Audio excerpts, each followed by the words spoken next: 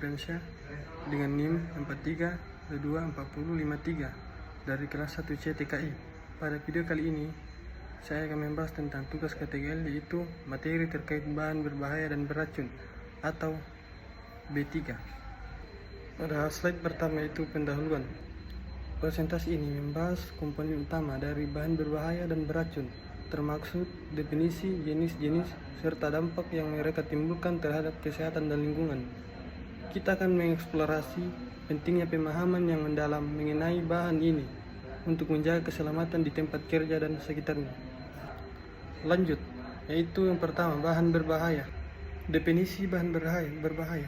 Bahan berbahaya merujuk pada zat yang dapat menimbulkan risiko terhadap kesehatan manusia dan lingkungan. Mereka dapat berupa bahan kimia, biologis, atau fisik yang apabila tidak ditangani dengan benar dapat menyebabkan cedera, sakit, atau dampak negatif bagi ekosistem. Setiap kategori memiliki karakteristik unik dan metode penanganan yang harus dipatuhi untuk meminimalkan risiko bagi individu ataupun kelompok. Selanjutnya itu jenis-jenis bahan berbahaya.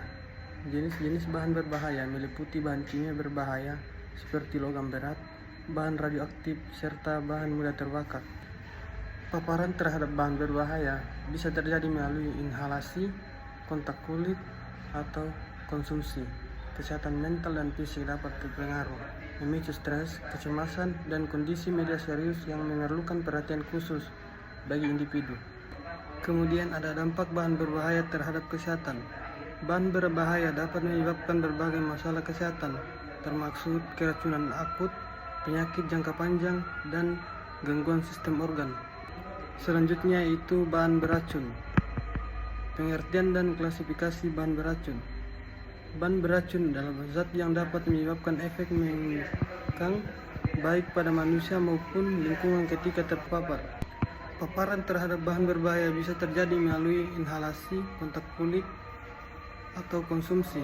Kesehatan mental dan fisik dapat terpengaruh, memicu stres, kecemasan, dan kondisi medis serius yang memerlukan perhatian khusus. Klasifikasi bahan beracun meliputi kategori berdasarkan tingkat toksisitas, sifat reaktif, dan dampak lingkungan.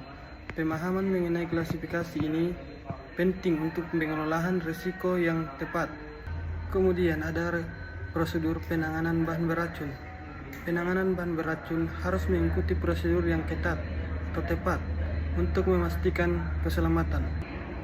Penanganan ini mencakup penggunaan alat pelindung diri atau APD, pelatihan untuk staf, dan protokol tanggap darurat untuk mengatasi kebocoran atau paparan. Lingkungan kerja harus dilengkapi dengan fasilitas yang memadai untuk penanganan dan penyimpanan bahan ini. Kemudian ada regulasi dan standar keselamatan dalam penggunaan.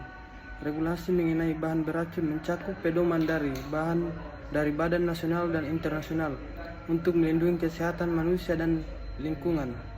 Standar keselamatan menetapkan praktik terbaik dalam penyimpanan, penggunaan, dan pembuangan bahan beracun atau limbah. Patuh terhadap regulasi ini penting untuk mencegah insiden atau memastikan perlindungan yang efektif atau baik.